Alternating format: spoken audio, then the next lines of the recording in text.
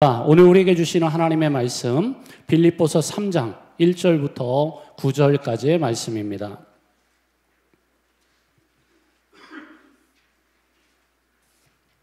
빌립보서 3장 1절부터 9절까지의 말씀을 우리 한 절씩 교독하시고요. 마지막 절은 함께 읽겠습니다. 끝으로 나의 형제들아 주 안에서 기뻐하라. 너희에게 같은 말을 쓰는 것이 내게는 수고로움이 없고 너희에게는 안전하니라. 개들을 삼가고 행하가는 자들을 삼가고 몸을 상해하는 일을 삼가라. 하나님의 성령으로 봉사하며 그리스도 예수로 자랑하고 육체를 신뢰하지 아니하는 우리가 곧 할례파라. 그러나 나도 육체를 신뢰할 만하며 만일 누구든지 다른 이가 육체를 신뢰할 것이 있는 줄로 생각하면 나는 더욱 그러하리니 나는 8일 만에 할례를 받고 이스라엘 족속이요 베냐민 지파요 히브리인 중에 히브리인이요 율법으로는 바리새인이요 열심으로는 교회를 받게 하고 율법의 의로는 흠이 없는 자라. 그러나 무엇이든지 내게 유익하던 것을 내가 그리스도를 위하여 다 해로 여길 뿐더러 또한 모든 것을 해로 여김은 내 주 그리스도 예수를 아는 지식이 가장 고상하기 때문이라. 내가 그를 위하여 모든 것을 잃어버리고 배설물로 여김은 그리스도를 얻고, 함께 읽겠습니다. 그 안에서 발견되려 함이니 내가 가지는 율법에서 난 것이 아니요 오직 그리스도를 믿음으로 말미암은 것이니 곧 믿음으로 하나님께로부터 난 의라. 아멘.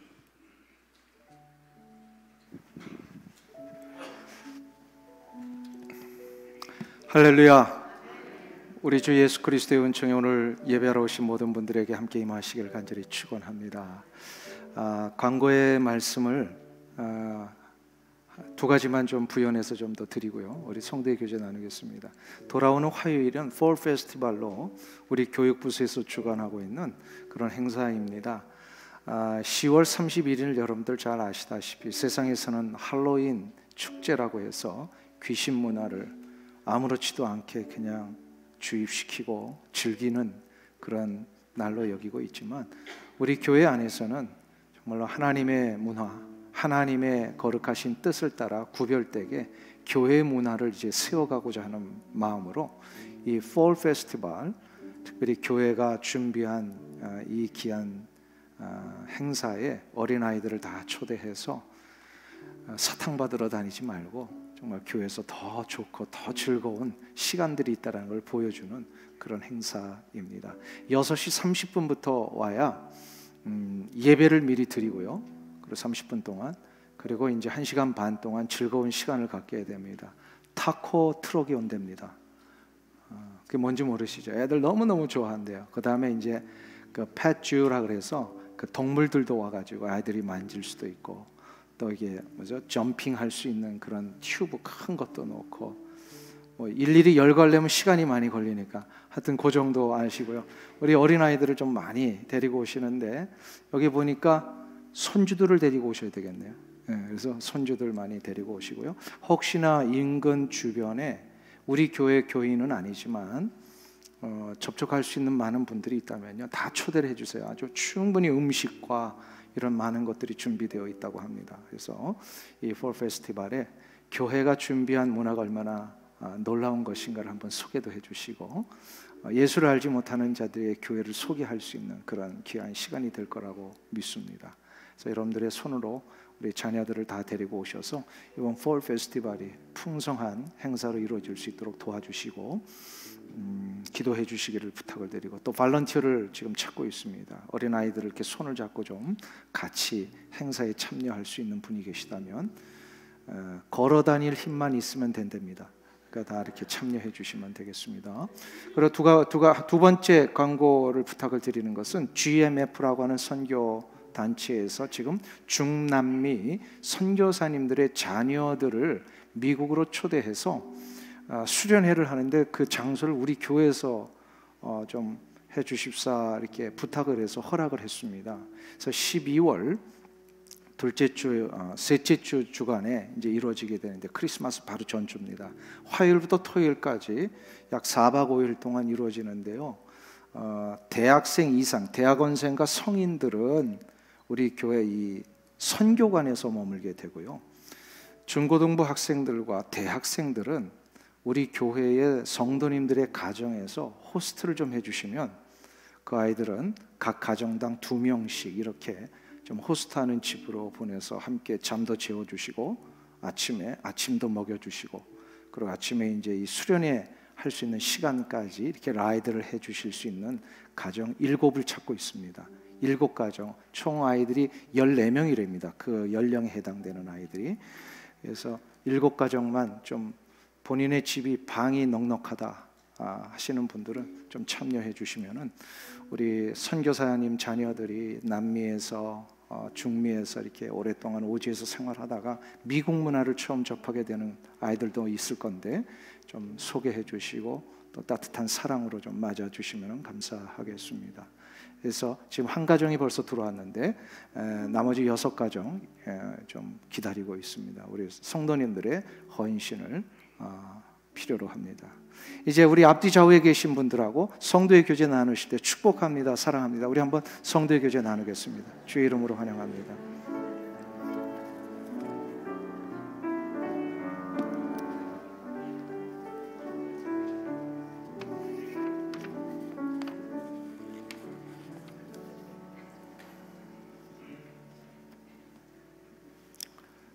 지난주에 이어서 제가 오늘 설교를 이렇게 질문으로 시작합니다. 사랑하는 성도님 여러분, 오늘 이 아침이 어떠십니까?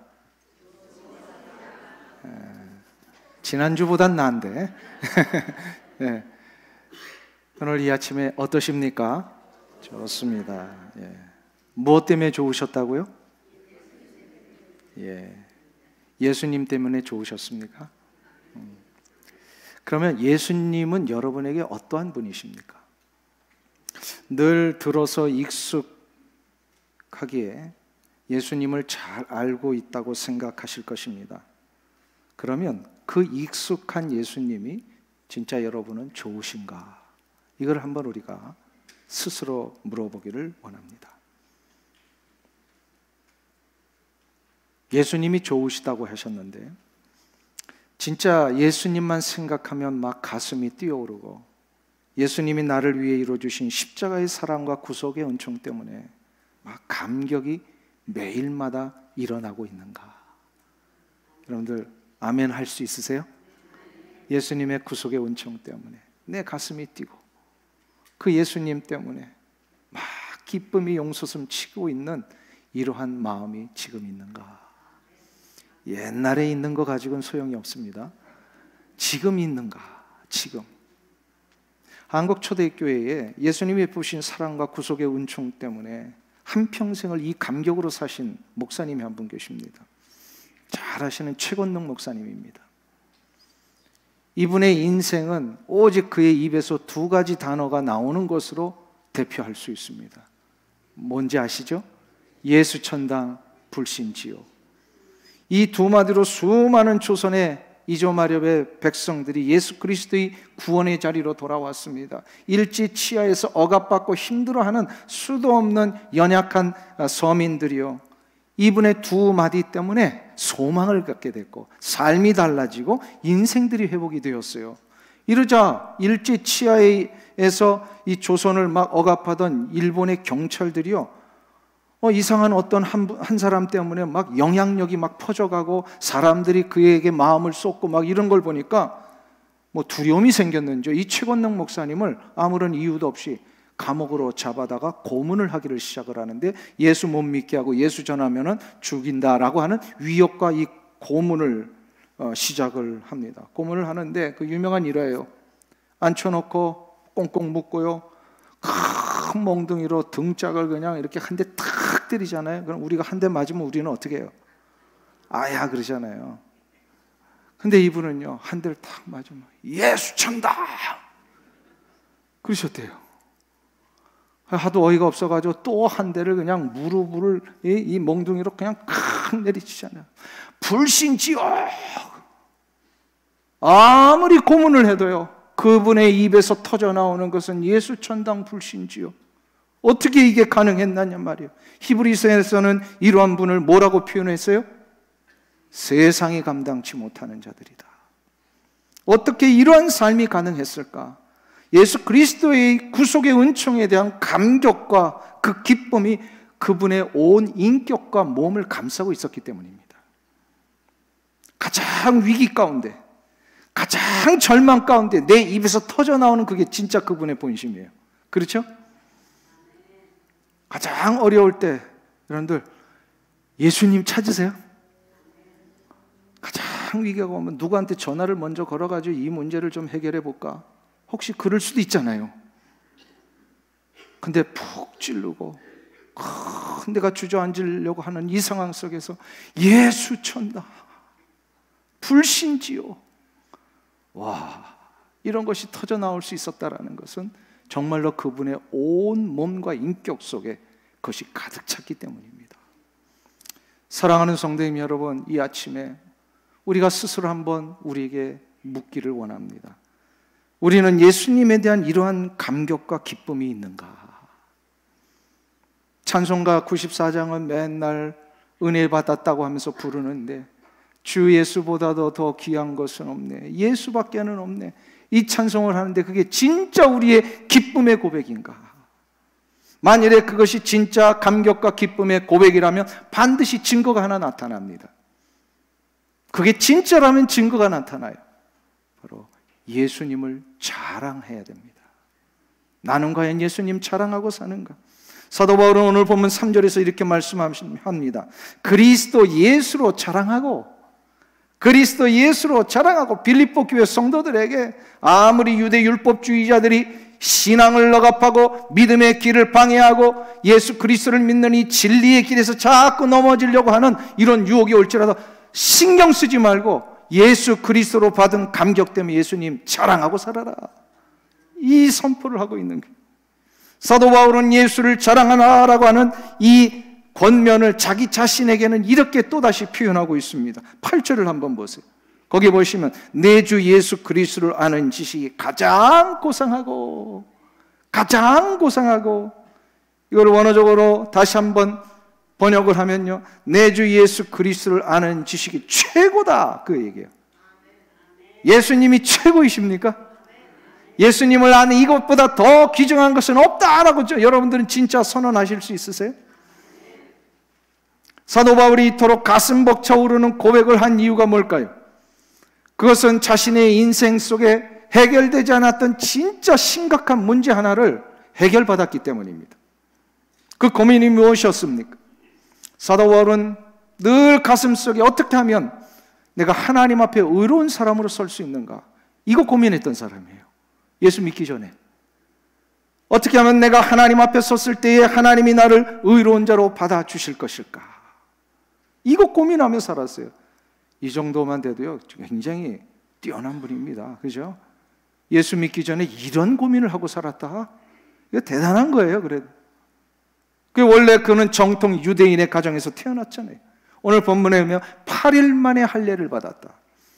이것은 무슨 얘기냐면 그 어린 시절부터 교육받았다라고 하는 것은 유대 정통의 율법적인 교육을 받았다라는 거예요. 율법을 잘 지켜야 하나님 앞에 의로운 자가 될 수 있다, 이거를 어릴 때부터 받았다는 거예요. 그 가르침대로 바울은요 장성해서 성인이 될 때까지 그 율법을 철저하게 지켰던 사람이에요. 오늘 본문에 의하면요, 이스라엘 족속이요, 우리 5절 이후에 한번 보세요. 나는 8일 만에 할례를 받고 이스라엘 족속이요, 이거 언약 백성이라는 거예요. 선민의식이 있었어요. 나는 하나님의 택하신 이러한 선민의 이 족속 중에서 태어난 자다. 여러분들 이 의식이 있으세요? 나는 하나님이 선택한 자다. 베냐민 지파라고 하는 이런 고백을 합니다. 베냐민 지파는요 자기의 출신에 대한 아주 자부심이 있는 거예요. 나는 그래도 이런 집안의 사람이야. 히브리인 중에 히브리인이었어요. 순수 혈통을 가지고 있었어요. 바리새파에 속하였다. 이거는 가말리엘이라고 하는 위대한 스승 앞에서 교육 훈련 받았다라는 뜻입니다. 철저히 율법의 준수를 지키며 순종하며 살았다라는 뜻입니다. 그런 의미에서 사도 바울은요 유대 율법주의자들의 기준에서 보면 결코 흠이 없는 자였습니다. 흠이 없어요. 그런데 이것이 한순간에 무너지는 사건이 일어납니다. 다메섹 도상에서 예수 그리스도를 그가 만나게 되는데 이 경험을 통하여 한 가지를 깨닫습니다. 하나님의 아들이신 예수 그리스도, 죄 없는 그분이 십자가에 달려 돌아가셨다라는 이 사실을 듣게 된 거예요. 이게 왜 사도 바울에는 충격이었냐면요, 바울 자기처럼 율법을 완벽하게 지켜서 이제는 흠잡을 데가 없다라고 생각하는 사람이 있는 이상 예수님이 죄인을 위해 죽을 필요가 없었잖아요. 율법을 통해서 의롭다함을 받은 사람이 있는데 왜 예수님이 죽어야 됩니까?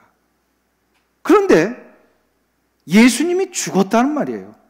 그 죽었다가 부활하신 예수님을 자기가 직접 만났잖아요. 다메섹 도상에서.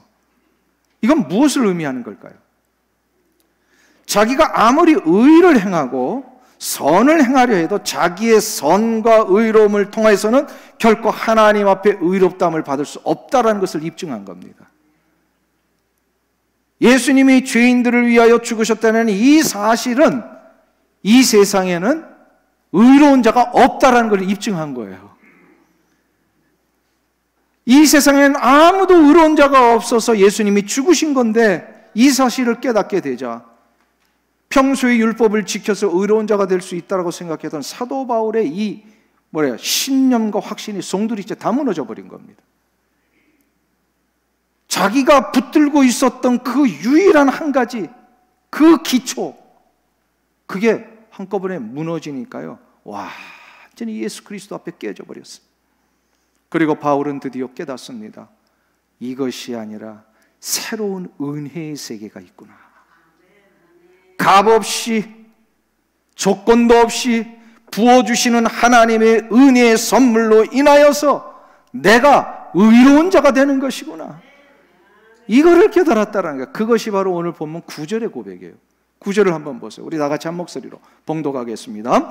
그 안에서 발견되려 함이니 내가 가진 의는 율법에서 난 것이 아니요 오직 그리스도를 믿음으로 말미암은 것이니 곧 믿음으로 하나님께로부터 난 의라. 아멘.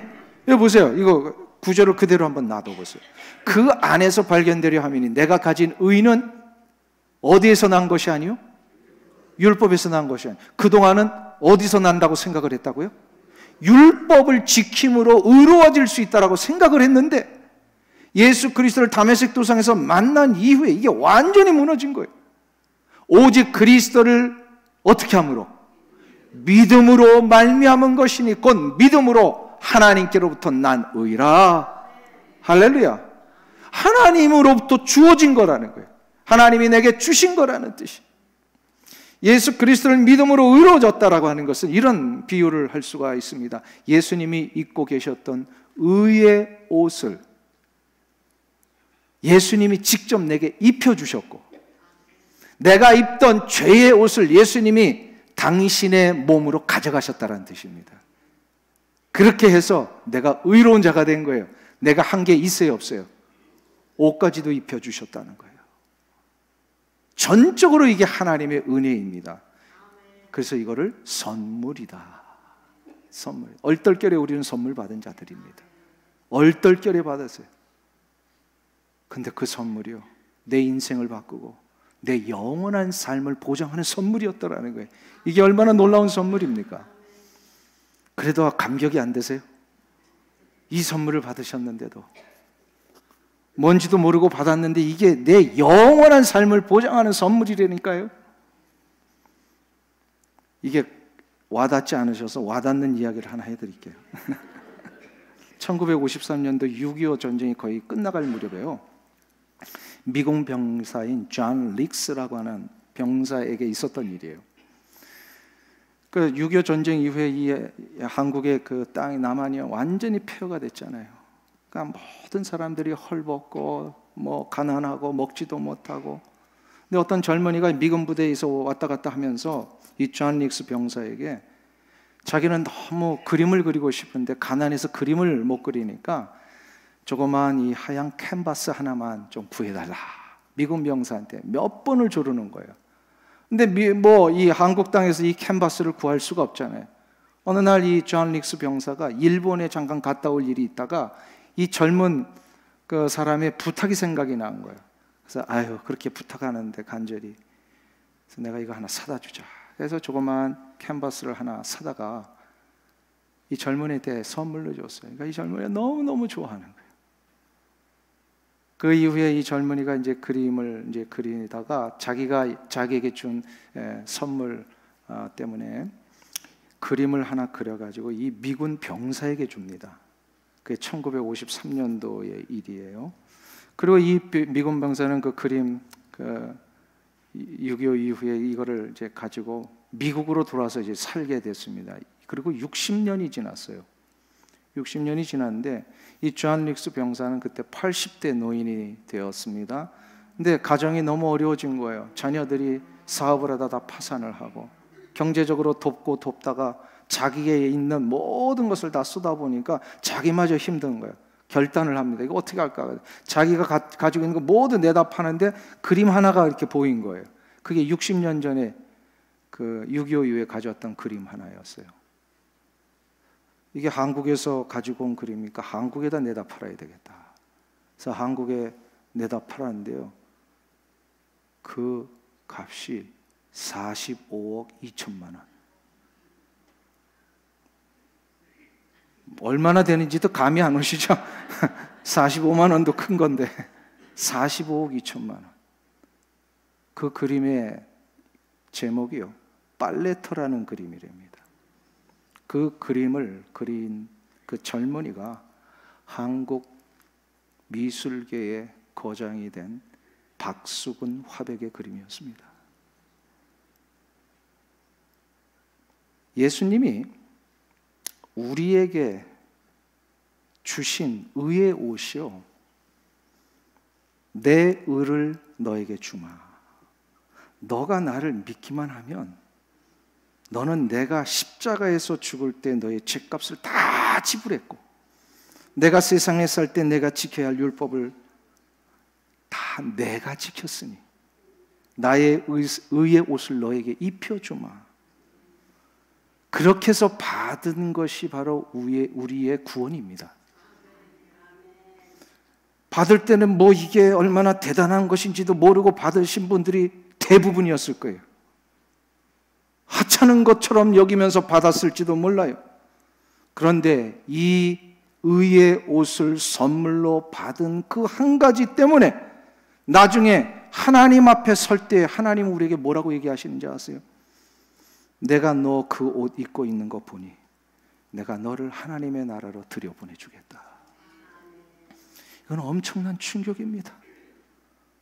의의 옷을 입었다라는 것, 구원을 받았다라고 하는 이 사실은 얼떨결에 받았고 그것이 얼마나 가치가 있는지도 모르고 받은 것이 태반일 것입니다. 그러나 이것은요, 나의 인생을 바꾸는 선물이었고 나의 영원한 삶을 보장하는 선물이었다라는 사실입니다. 그러니 내가 받은 이 구원이 놀라운 것이기에 감격할 수밖에 없고, 그 감격을 주신 우리 예수 그리스도를 자랑할 수밖에 없는 겁니다. 믿으십니까? 히브리서 9장 27절은 이런 말씀을 합니다. 한 번 죽는 것은 사람에게 정하신 것이요 그 후에는 무엇이 있다고요? 심판이 있으리니. 모든 인생은 이제 이 죽음이라고 하는 관문을 들어가게 됩니다. 이 죽음의 관문을 들어서는 순간 모든 인생에게 기다리고 있는 것이 하나가 있어요. 바로 심판대입니다. 이 심판대 앞에 설 때 인간은 딱 두 부류로 나누게 됩니다. 하나는 예수 그리스도를 믿는 믿음 때문에 하나님이 주신 의로운 옷을 입고 선 자입니다. 의로운 옷을 입고 심판대에 서면 그는 분명히 영원한 하나님의 나라, 생명의 나라로 들어가게 됩니다. 믿으십니까? 근데 또 다른 한 부류가 있어요. 예수님을 모른 채 이 세상 사는 동안에 선행의 옷만 입고, 학벌의 옷만 입고, 권력의 옷만 입고, 화려한 옷만 입고, 이거를 자기의 옷을 입은 거다라고 표현할 수 있어요. 자기의 옷만 입고 있다가 죽음의 관문 지나서 심판대 앞에 섰을 때에 서는 자, 이들은 어디로 갈까요? 영원한 형벌의 나라로 떨어지게 됩니다. 이것은 죽고 나서 결정하는 것이 아닙니다. 결정되는 게 아닙니다. 죽기 전에 결정됩니다. 그러므로 우리는 이 세상을 끝내기 전에 우리 인생의 가장 중요한 질문을 하나 하고 죽어야 됩니다. 바로 나는 의의 옷을 입고 있는 자인가? 아니면 나는 나의 옷만을 입고 있는 자인가? 내가 의의 옷을 입은 자일 때 우리는 저 하나님의 나라를 보장받고 사는 자로 이 세상을 누리며 살지만, 이 보장은 미래에만 유효한 것이 아니라 이 세상을 사는 날 동안에도 나를 의미 있게 만들고 나를 가치 있는 인생이 되게 하고 이 세상을 하나님이 맡겨주신 것임을 감사히 여기면서 이 세상을 충실하게 살아갈 수가 있어요. 놀고 노세 먹고 노세 지나가면 못 노나니, 그러면서 그냥 먹고 마시고 부어 마셔라 하면서 그냥 가치도 없이 사는 인생이 아니라 우리 인생은 어떻게 된다는 거예요? 저 영원한 하나님의 나라가 보장되어 있기 때문에 이 세상을 하나님이 주신 뜻대로 사는 의미 있고 가치 있는 인생이 되더라는 거죠. 이것을 깨닫고 나니까 그렇게 붙들고 싶었던 모든 것들이 다 하찮게 여겨집니다. 사도 바울이 그 고백을 하는 거예요. 평소에 그가 자기의 의를 쌓으면서 그렇게 자랑스러웠던 그의 학벌, 혈통, 집안 배경, 선행, 자기의 이런 것들을 다 뭐로 여겼다고요? 예, 오늘 7절과 8절이 그 고백을 하고 있는 거예요. 우리가 한번 보겠습니다. 7절, 8절 같이 봉독합니다. 그러나 무엇이든지 내게 유익하던 것을 내가 그리스도를 위하여 다 해로 여길 뿐더러 또한 모든 것을 해로 여김은 내 주 그리스도 예수를 아는 지식이 가장 고상하기 때문이라. 내가 그를 위하여 모든 것을 잃어버리고 배설물로 여김은 그리스도를 얻고, 할렐루야, 그 모든 것을 배설물로 버리니까 그리스도를 얻게 되더라. 그동안 그토록 붙들었던 육체에 자랑할 수 있는 것들, 3절의 고백처럼 사도 바울은 이제 더 이상 그거 신뢰하지 않는다는 거예요. 오직 자랑할 것은 나를 의롭게 하신 예수 그리스도 한 분뿐입니다. 믿으십니까? 이 경험하고 나면 인격이 달라져요. 왜요? 예수 그리스도로 내가 거듭나고 나니까 내 안에 누가 역사하세요? 성령님 역사하시잖아요. 인격이 달라지게 돼 있어요. 내 생각하는 삶의 방향이 달라집니다. 성령의 인도하심을 받으니까. 그리고 성령의 능력을 막 체험하고 나니까 내 삶의 절망과 아픔과 고통 속에서도 이 회복의 역사를 경험하는 거예요. 육체 질병의 회복을 경험하고 내 마음의 이 변화를 경험하게 되고, 그러니까 생명수가 그 배에서부터 막 흘러 넘쳐서 우리의 삶을 적시는 역사들이 일어나게 되더라는 거죠. 그래서 예수 그리스도를 믿는 믿음으로 의로워진다라고 하는 이 복음의 진리를 받아들인 자들은요, 삶을 바꾸는 능력자들이 되더라고요. 어두운 시대를 깨우고 세상을 바꾸는 일을 합니다. 중세 1000년 동안 진리가 묻혀 있었고 어둠과 절망뿐이었던 세계에 마틴 루터가 새로운 빛을 비추며 종교개혁을 일으켰던 가장 중요한 근거가 바로 이거였어요. 예수 그리스도를 믿는 믿음으로 의로워진다는 사실, 이거를 깨닫고 나서 종교개혁을 일으킨 거예요. 오늘 종교개혁 주일이잖아요. 아무리 중세의 이 가르침과 1000년이 이어오는 중세의 가르침을 배웠어도, 그 수도 없는 신학자들의 신학을 배웠어도요, 수도원에서 이 젊은 마틴 루터는 자신의 내면 속에 혼재되어 있는 갈등이 해소가 안 되는 거예요. 특별히 죄책감의 문제에 쌓여 있었어요. 아무리 이 죄의 문제를 해결하고 싶어도 되지가 않는 거예요. 그래서 이 수도원에서 수도사로서 이렇게 생활을 하는데 조금 있으면 또 이 죄의 문제 때문에 괴롭고, 회개를 방금 전에 했는데도 이 죄의 문제가 또 자기 자신을 막 붙잡고 있고, 그래가지고 이런 것이 있을 때마다 수도원장을 찾아가서 고해성사를 합니다. 내가 이런 죄가 있었습니다. 고백해서. 근데 1시간도 안 돼서 또 그 마음이니까 또 찾아가는 거예요. 고해성사를 또 하는 거예요. 하루에도 수십 번을 찾아오니까 나중에 수도원장이 그러더래요. 앞으로는 죄목을 한꺼번에 모아가지고 오게. 그 유명한 일화예요. 자신의 죄책감을 해결해 보려고 고해성사로 안 되니까 그 수도원의 높은 돌층계를 무릎으로 기어 올라가면서 무릎에 피가 막 흐르는 고행을 해 보아도 죄책감의 문제가 해소가 되지 않아요. 그러던 어느 날 성경을 읽는 중에 갑자기 그의 가슴과 머릿속에 아주 깊이 사무쳐오는 성경 한 구절이 눈에 확 들어옵니다. 그게 바로 로마서 1장 16절과 17절의 말씀입니다. 오늘 우리가 교독문 낭송할 때 함께 교독했던 그 말씀, 로마서 1장 16절 17절을 우리 다 같이 한 목소리로 봉독합니다. 내가 복음을 부끄러워하지 아니하노니 이 복음은 모든 믿는 자에게 구원을 주시는 하나님의 능력이 됨이라. 먼저는 유대인에게요 그리고 헬라인에게로다. 복음에는 하나님의 의가 나타나서 믿음으로 믿음에 이르게 하나니 기록된 바 오직 의인은 믿음으로 말미암아 살리라 함과 같으니라. 아멘. 마틴 루터가 이 말씀 앞에 완전히 그냥 새로워집니다. 인간이 의로워지는 것은 무릎으로 돌친 게 아무리 걸어도 되는 게 아니라는 거예요. 아무리 자기의 몸을 학대하고 고행을 해도, 아무리 선행을 해도요, 자기의 죄의 문제, 이 죄의 속박에서도 해방되는 게 아니라는 걸 드디어 알았어요. 자기의 해방, 자기의 인생의 해방, 죄로부터의 해방은 오직 예수 그리스도를 믿는 믿음으로만 된다. 오직 의인은 믿음으로 말미암아 살리라. 이 한 구절의 말씀이 중세의 천년을 깨우는 시작이었습니다. 그 어떤 것도 우리를 의롭게 할 수 없고 오직 예수 그리스도를 믿는 믿음만이 우리를 의롭게 합니다. 이것 깨달으면 우리의 삶은 달라지는 거예요. 그래서 예수 그리스도가 최고예요. 예수를 아는 지식이 가장 고상함이라. 다시 번역하면 예수 그리스도를 아는 이것만이 최고라는 거예요. 이거는 다른 무엇과도 바꿀 수 있는 것이 아닙니다. 그래서 우리가 자랑할 것은 예수 그리스도밖에 없습니다.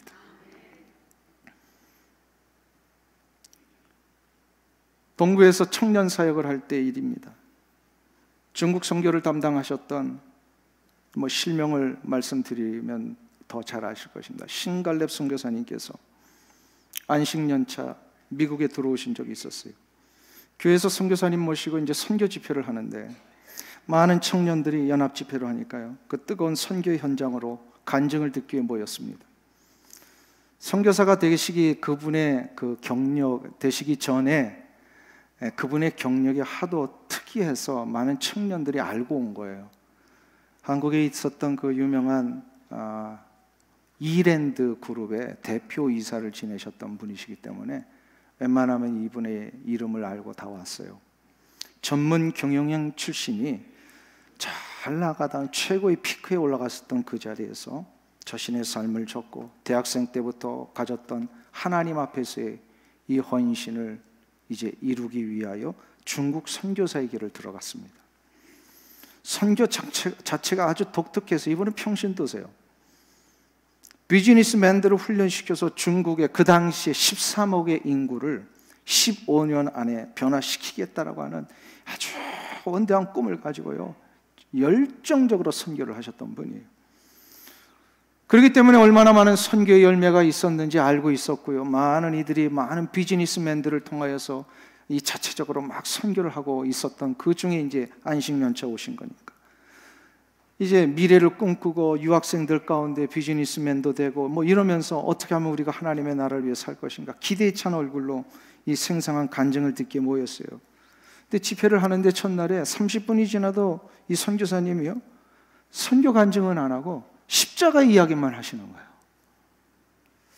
1시간 지나고 거의 2시간 가까이 됐을 때 그래도 조금 하시겠지 하는데 여전히 우리가 어떤 죄인이었고 우리는 왜 십자가가 필요했는지를 말씀하시고, 그리고 나머지 시간에 부활의 능력을 선포하고 설교를 마무리하신 거예요.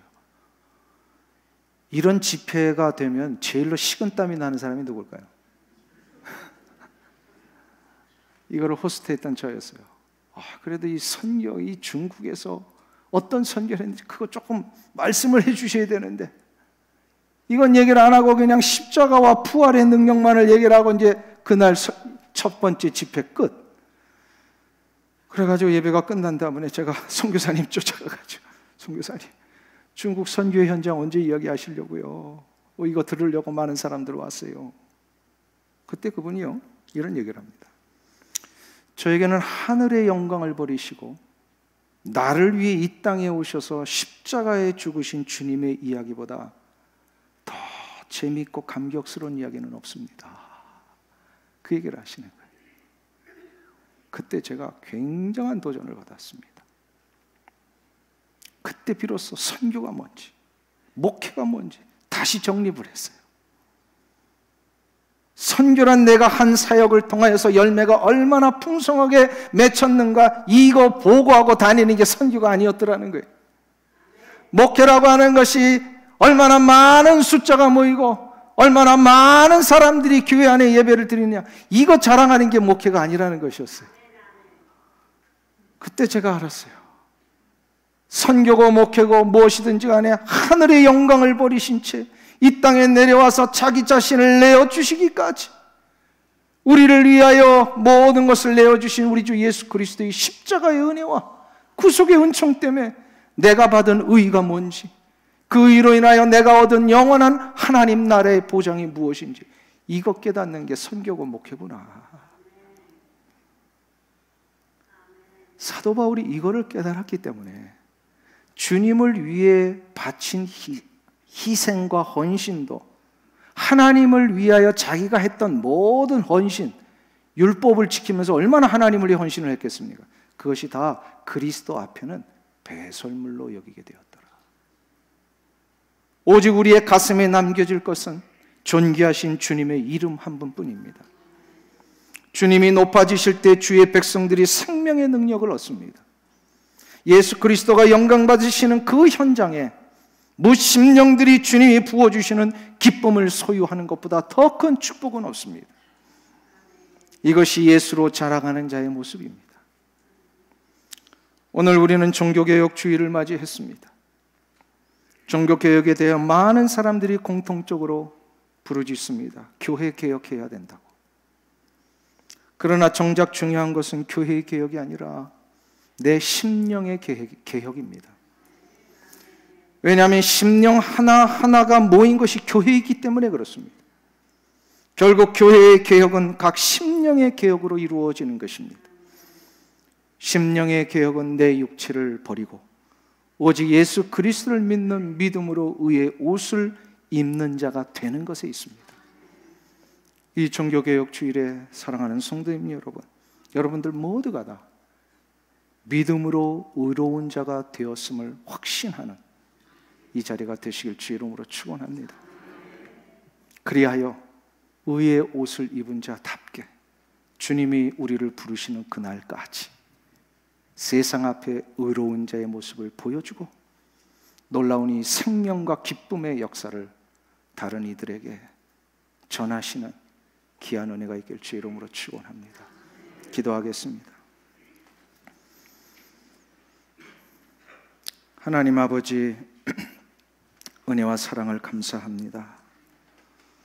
나 같은 죄인을 부르시고 선택하셔서 우리 주 예수 그리스도의 놀라운 의의 옷을 입혀주시고 나의 더럽고 추한 죄의 옷을 예수님에게 가져가게 하심으로 내가 의로운 자가 되게 하시니 감사를 드립니다. 이것만이 우리의 유일한 기쁨이며 감격이며 영원한 하나님의 나라를 보장받는 근거임을 믿사오니 다 자기의 옷을 내어놓고 의의 옷을 입는 자 되게 하여 주시옵소서. 예수 그리스도로 인하여 기뻐하며 예수 그리스도만을 자랑하는 우리의 삶이 되게 하여 주시옵소서. 예수님의 이름으로 기도하옵나이다. 아멘.